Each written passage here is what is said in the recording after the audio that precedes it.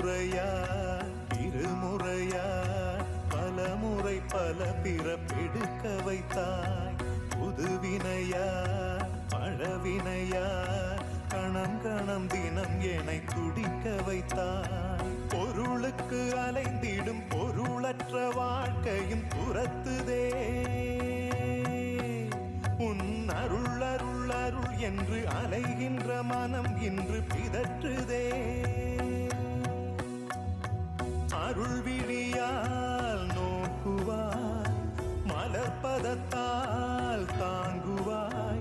உன் திருக்கரம் என்னை அரவணைக்குனதருள் பெற பிச்சை பாத்திரம் ஏந்தி வந்தேன்.